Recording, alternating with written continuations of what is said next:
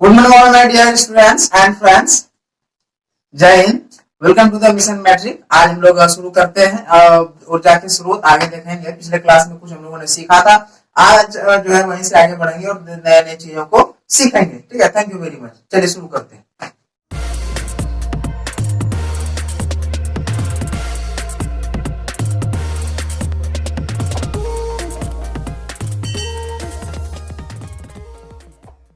मैंने जो बोर्ड पे लिख रखा है, आज जो हम लोग इतना सारा पॉइंट पढ़ेंगे और अगले वीडियो में कुछ और भी पॉइंट्स हैं जो अगले वीडियो में हम लोग देखेंगे। ठीक है, तो पिछले क्लास में हम लोगों ने देखा था कि ऊर्जा के स्रोत किसे कहते हैं और ऊर्जा उसमें से हम लोगों ने देखा था कि ऊर्जा किसे कहते हैं ना, और साथ ही साथ हम लोगों ने ये भी देखा था कि ऊर्जा के साथ साथ शक्ति किसे कहते हैं। इसको अच्छे से हम लोगों ने समझा था। आज हम लोग देखेंगे ऊर्जा के स्रोत किस तरह के होने चाहिए, कैसे होने चाहिए, किस प्रकार के होने चाहिए। ऐसे कौन से स्रोत है जिसे हम लोग बेहतर तरीके से जो है चयन करते हैं, जिसे हम चयन करना चाहते हैं या फिर हमें बेहतर लगता है। तो उसके लिए हम क्या करते हैं, उत्तम स्रोत को जो है उत्तम स्रोत का चयन करते हैं। यानी कि जो हमें ऐसा स्रोत, ऊर्जा के ऐसे स्रोत जो आसानी से हमें मिल जाए, ठीक है, कम खर्चे पर मिल जाए, हम कहते हैं ऐसे स्रोत को हम लोग उत्तम स्रोत कहते हैं। जैसे कि मान लो हमें कोयला मिल रहा है, अपने घर तक जो है ना कोयले वाले पहुंचा के दे रहे हैं, और वो हमें इस तरह से कोयला दे रहे हैं कि मुझे एक टाइम का खाना बनाने के लिए, ठीक है, कुकिंग के लिए मुझे कोयले का खर्च आ रहा है 20 रुपये। और फिर क्या है कि वही मेरे पास दूसरा ऑप्शन है कि गैस सिलेंडर वाले आते हैं और जो है एलपीजी का सिलेंडर जो पकड़ा देते हैं घर तक, और उनमें से मुझे एक टाइम के खाना बनाने का, कुकिंग का जो खर्चा आता है वो आता है 10 रुपया। तो मैं जो है कोयले का यूज कभी भी नहीं करूंगा। अगर ऐसा कंडीशन हो तो हम कोल का मैं यूज नहीं करूंगा, मैं एलपीजी सिलेंडर का ही यूज करूंगा। क्यों? क्योंकि 20 रुपीज कॉस्ट आ रहा है और ये 10 रुपीज कॉस्ट आ रहा है, तो मेरे लिए ये उत्तम है, ये नहीं। ये खराब नहीं है, गलत नहीं है, लेकिन इससे बेहतर मेरे लिए ये है। ठीक है, जो हमें जो बेस्ट का चयन करना है, जो ऐसे ऊर्जा के स्रोत जो बेस्ट हो, तो उसे कहा जाता है उत्तम स्रोत। उसमें से हम क्या देखेंगे, सबसे पहला चीज तो ये देखेंगे कि जो है ना कम खर्चीला हो, कम खर्चीला हो, पहला चीज। लेकिन जिसमें खर्चा कम लगता हो। लेकिन अगर यहीं पे मैं सवाल बदल दूं, अगर मैं कहूं कि जो एलपीजी है इनका कॉस्ट 10 रुपये ही लग रहा है, लेकिन मुझे एलपीजी सिलेंडर जाके सेंटर से लाना पड़ रहा है ना, जहाँ पे जो है जैसे हम लोगों के घर से जो है यहाँ से 15 किलोमीटर दूर है शीतल, वहां जो है गैस सिलेंडर मिलता है। अब अगर वहां से लाना पड़े पहला, और दूसरा या तो कोयला जो है 20 रुपया मुझे कॉस्ट पड़ रहा है जो घर तक पहुंचा के दे रहा है, ऐसे कंडीशन में फिर हम डायरेक्ट नहीं कर पाएंगे कि हमारे लिए एलपीजी ही बेस्ट है। क्यों? क्योंकि उसके लिए मुझे पूरे एक दिन का टाइम निकालना पड़ेगा, जाना पड़ेगा, फिर वहां से सिलेंडर लेकर आना भी पड़ेगा। उसके लिए यातायात का भी खर्चे चाहिए, टाइम भी चाहिए, दोनों को ध्यान में रखना पड़ेगा। इस हिसाब से जो है, इसलिए हम कहते हैं कि सबसे पहला चीज तो कम खर्चीला हो। दूसरा दूसरा क्या हो, वो आसानी से उपलब्ध भी हो, हमें मिल भी जाए आसानी से, है ना, वो उपलब्धता के आधार पर, यानी कि आसानी से उपलब्ध हो, आसानी से उपलब्ध हो। ये बातें हो गई दो चीज। अब अगर हम यहाँ से आगे देखेंगे, दो पॉइंट हो गया कि जो आसानी से मिल भी जाए और खर्च भी कम हो। साथ ही साथ ये भी देखना पड़ेगा कि अगर आप कोयले का यूज कर रहे हैं तो कोयले को जलाने के लिए कितना मेहनत करना पड़ता है। उसको पहले तोड़ना पड़ता है छोटे छोटे टुकड़े में, फिर जो है उसमें आग देनी पड़ती है, और तुरंत उसमें जो है आग नहीं लगता, तुरंत वो जलता नहीं, और जो है एलपीजी हमारा तुरंत जल जाता है। तो इस चीज को भी ध्यान में रखना पड़ेगा कि जो है एलपीजी को मैं भले अगर 20 रुपीज भी कॉस्ट आ जाए और कोयले में अगर 18 रुपीज कॉस्ट आए तो हमारा एलपीजी ही सस्ता होगा। क्योंकि एलपीजी को फट से हम ऑन करेंगे, स्विच ऑन किया नहीं, यानी कि उसको घुमाए स्विच को, जलने लगा, ऑफ कर दे, बंद हो गया। कम कर सकते हैं, बढ़ा सकते हैं, लेकिन कोयले में ऐसी आजादी नहीं है। यानी कि जिसमें कि आपको जो हीट मिलता हो, जो ऊर्जा मिलता हो, है ना, अधिकतम ऊर्जा मिलता हो। ठीक है, दहन के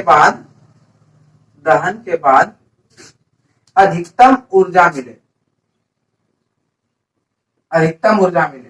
कहने का मतलब ये कि जो हम जो जलाएंगे तो ज्यादा से ज्यादा ऊर्जा मिला ना। कोयला जलने के बाद बहुत सारा राख बच जाता है, लेकिन एलपीजी से हमारा कोई राख नहीं बचता। इसको भी ध्यान में रखना है कि जो है प्रदूषण कम हो, प्रदूषण कम हो, प्रदूषण भी कम चाहिए। ज्यादा प्रदूषण करके क्या करोगे, प्रदूषण कम हो। अब एक बात बताओ, कोयला मुझे मान लो कि मुझे 20 रुपीज कॉस्ट आ रहा है एक टाइम कुकिंग के, और वहीं पे हमको पुआल मिल जाए ना, जिसको भूसा वगैरह कह सकते हैं, लरवा वगैरह कह सकते हैं ना, लरवा मिल गया, और इससे भी सस्ता है, कोयले से भी सस्ता है ना, 10 रुपया खर्चा आ रहा है लरवा का, तो फिर भी हम क्या करेंगे, लरवा को छोड़ के उसका चयन करेंगे। क्यों?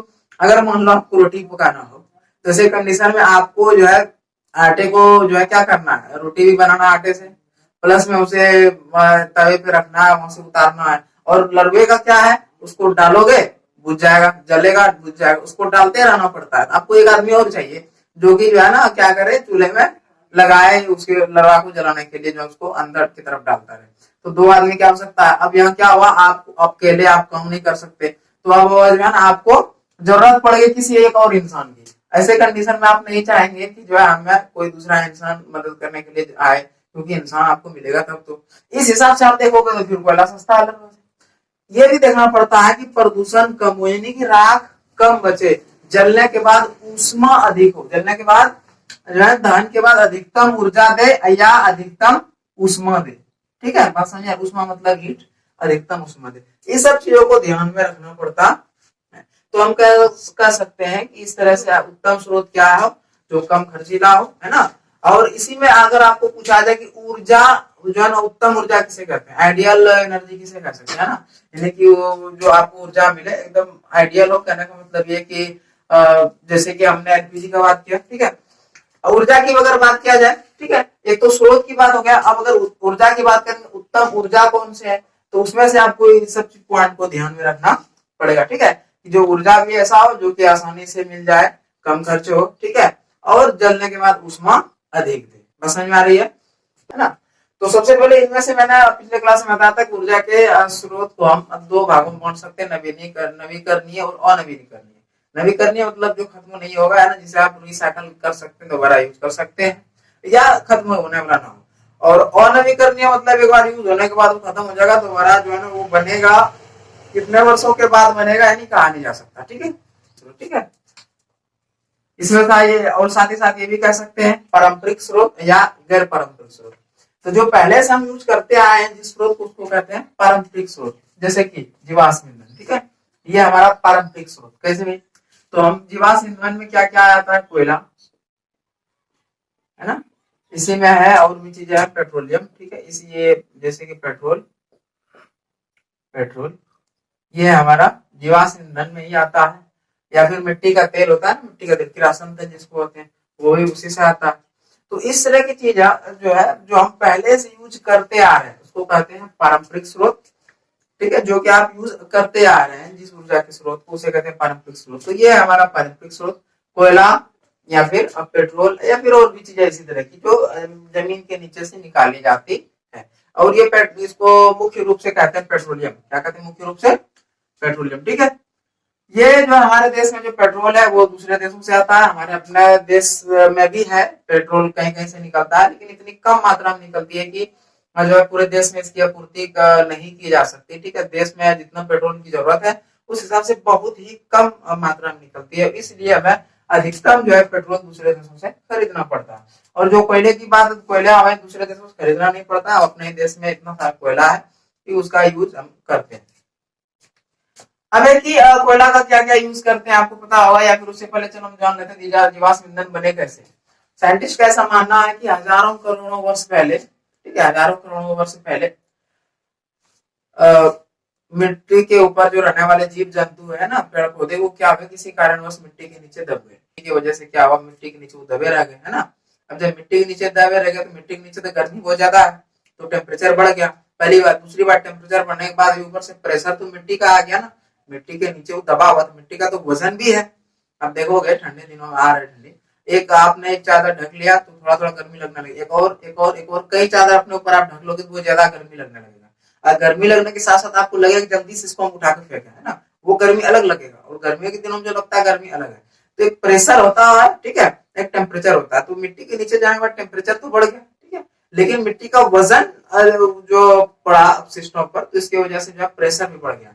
और प्रेशर, हाई प्रेशर, ठीक है, हाई प्रेशर और हाई टेम्परेचर की वजह से, हाई प्रेशर और हाई टेम्परेचर की वजह से क्या हुआ कि ये बदल गए, इस चीज में जो है कार्बनिक पदार्थों में चेंज हो गए, ठीक है, और जो है ये बन गए कोयला। ठीक है, क्या बन गए, कोयले में ये रिफॉर्म हो गए, चेंज हो गए। कोयला भी अलग अलग प्रकार के हैं हमारे देश में जो पाए जाते हैं। तो कोयला भी 3 तरह के होता है, ठीक है, जिनमें से एक होता है सबसे ज्यादा हाई क्वालिटी वाले, अधिकतम ऊर्जा के स्रोत, जिससे अधिकतम ऊर्जा निकलती है, दूसरे होते कुछ कम और तीसरे होते बहुत कम, ठीक है।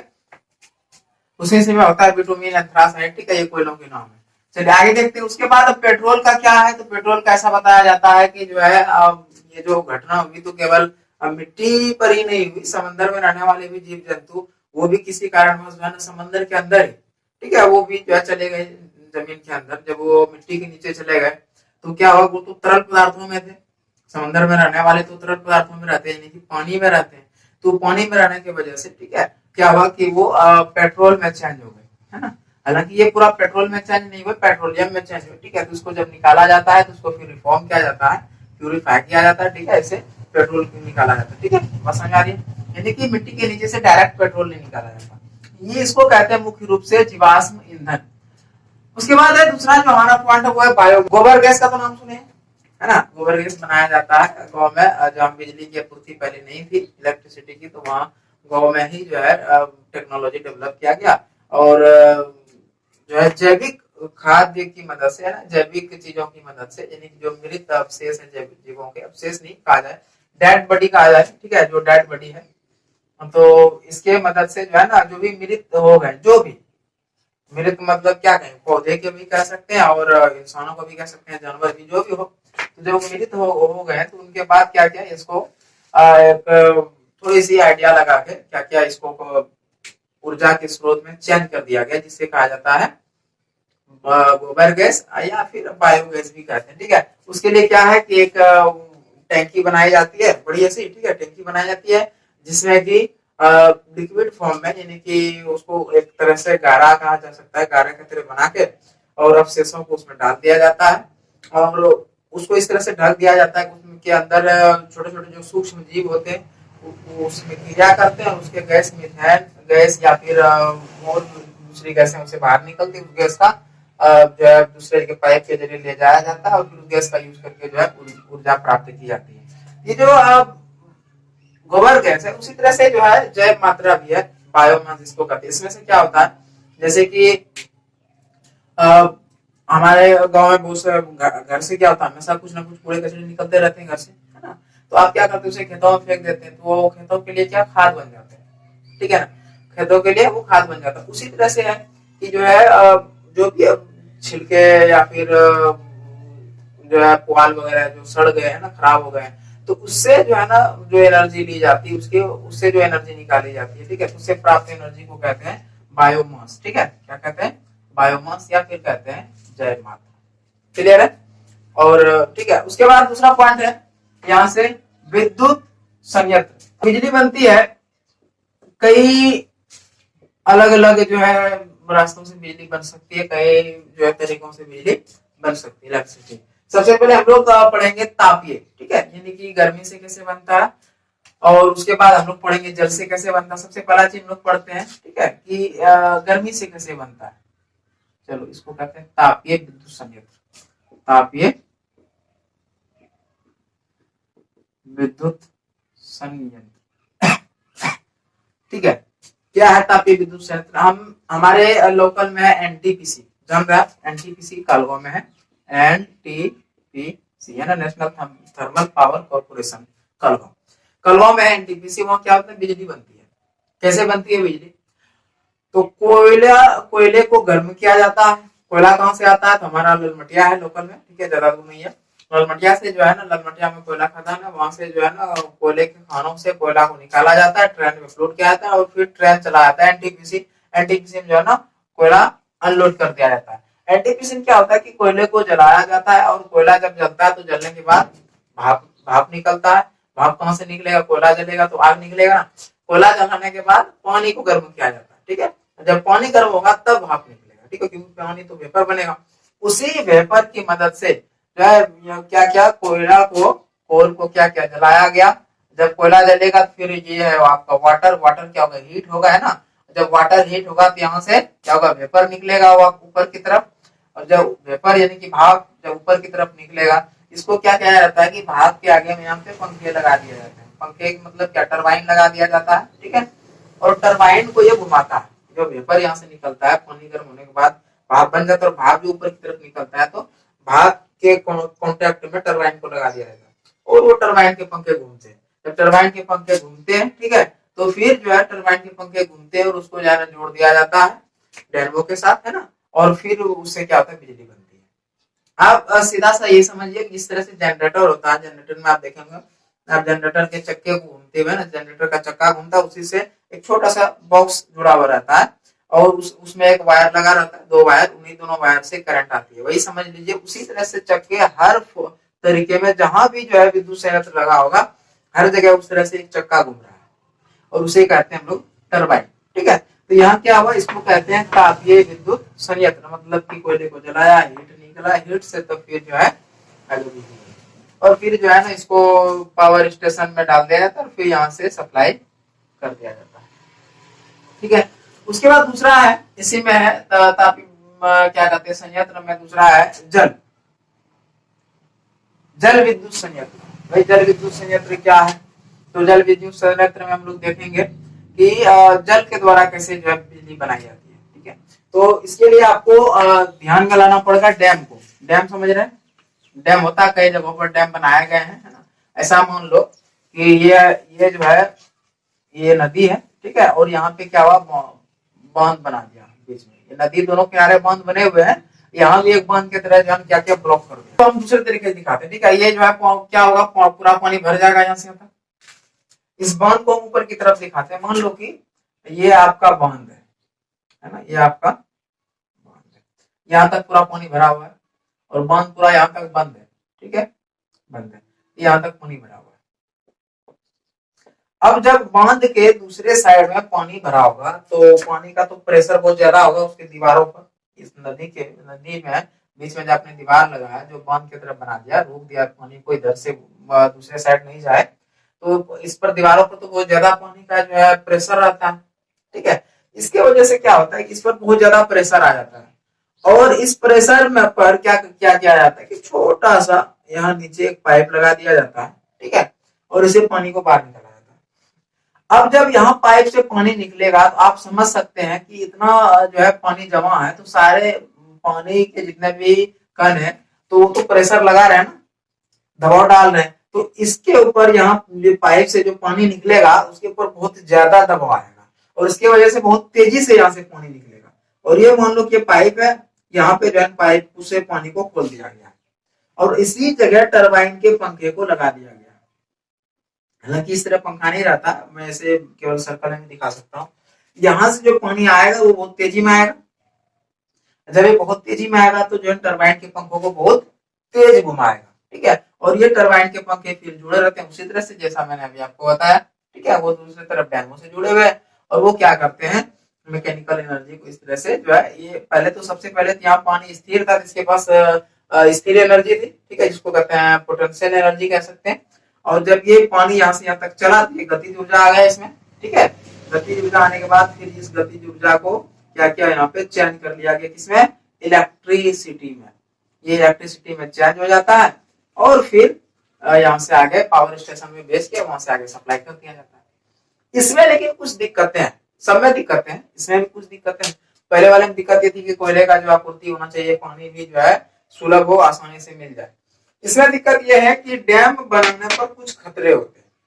सबसे पहला फायदा देखते हैं, डैम बनने पर क्या होता है, जिस नदी में पर डैम बनाया जाता है, अगर यहाँ पर डैम बना दिया गया तो इधर डैम, जिस जगह डैम बनाया गया उस जगह से इधर पीछे की तरफ वो दूर तक जो है नदी में पानी भरा रहता है और इसकी वजह से आसपास के इलाकों में पानी का लेयर बना रहता है, यानी कि मिट्टी के नीचे पानी का लेयर घटता नहीं, खत्म नहीं होता। जैसे कि हमारे यहाँ सनौला में जो डैम बना उस जगह आसपास भुरिया वालों को पानी का दिक्कत नहीं होता। ठीक, उसका लेयर नीचे नहीं जाता।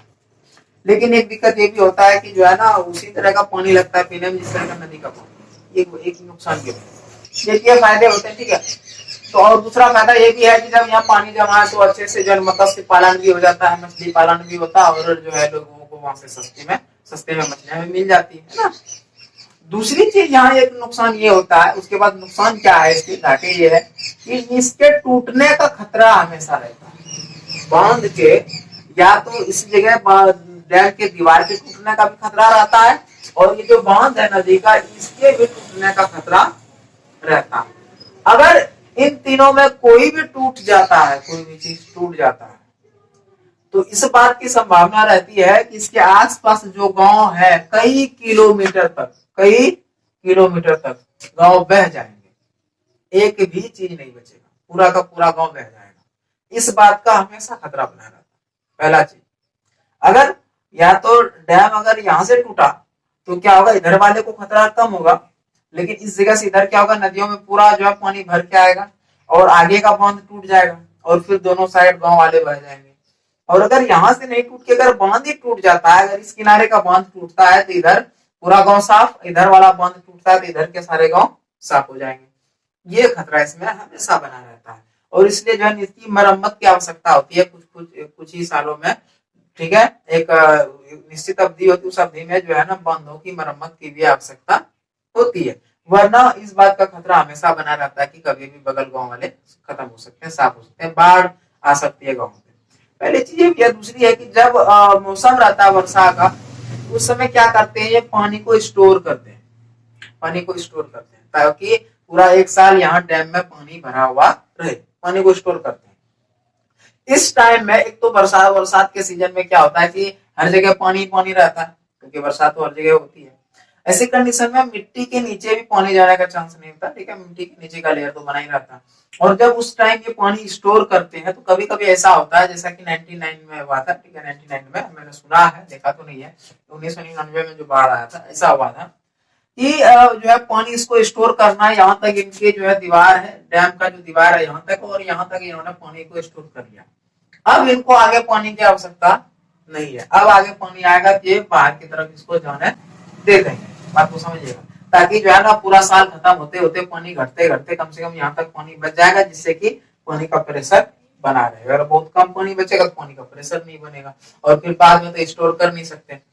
लेकिन इसमें भी खतरा ये रहता है कि हो सकता है जब ये इन्होंने क्या किया, पानी को यहाँ तक स्टोर कर लिया, अब इससे पानी ज्यादा हो गया, तो जब पानी ज्यादा हो गया तो अब ये क्या करेंगे, यहाँ से जो है खोल देंगे पानी को जाने के लिए। दीवार तो इनकी यहाँ तक है, लेकिन ये यहाँ से पानी को जाने दे रहे हैं, वही चलेगा। लेकिन क्या होता है कभी कभी कि वर्षा इतनी हो जाती है कि जितना पानी ये भेज रहे हैं उससे ज्यादा पानी आ जाती है, और ऐसे कंडीशन में क्या होता है, या तो ये पूरा यहाँ से खोल दे या नहीं तो इनके दीवारों के ऊपर से पानी गिरने लगेगा। और जब डैम के जितनी मोटी दीवार है इसके ऊपर से जब पानी क्रॉस करने लगेगा तो फिर ऐसे कंडीशन में दीवार के उलट जाने का चांस ज्यादा रहता है। टूटने का फिर चांस नहीं रहता, उलट जाने का चांस रहता है कि दीवार ही उलट जाएगी। और अगर दीवार उलट गई तो एक ही साथ इतना जो पानी है, जो डैम है, कितना जो है पानी जमा है, उस सारा का सारा पानी एक साथ जो है नदी में आ जाएगा। और जब एक साथ आ जाएगा तो दोनों तरफ के बांधों को तोड़ के और भारी तबाही मचा सकता है ना। पूरा का पूरा राज्य जो है इससे बाढ़ में जलमग्न हो सकता है, डूब सकता है, ये भी कंडीशन हो सकती है। तो ये क्या करते हैं ऐसे कंडीशन में, जब पानी बहुत ज्यादा हो जाती है, नीचे के फाटक को भी खोल देते हैं, नीचे के भी जो गेट है उसको भी खोल देते हैं, भाई पानी निकल जाए तेजी से, मेरा दीवार पानी में डूबना नहीं चाहिए। अब ऐसे कंडीशन में क्या होता है, एक तो पहले से गांव में पानी है ना, वर्षा हो रही है, जलमग्न है, ऊपर से यहाँ से पानी को खोल दिया जाता है, तो बाढ़ के आने का हमेशा खतरा रहता है आसपास के गाँव में। एक तो टूटने पर खतरा है और दूसरा मौसम में बरसात के सीजन में भी खतरा है। ये दोनों तरह से परेशानी होती है। तीसरा ये भी है कि नदी भी बड़ी होनी चाहिए, नदी भी बड़ी होनी चाहिए जिसकी वजह से कि पानी का उतना प्रेशर बन पाए कि बिजली। तो अब जो है आगे जो भी पॉइंट बचे हैं वो अगले वीडियो में जो है हम लेके आएंगे। ठीक है, थैंक यू।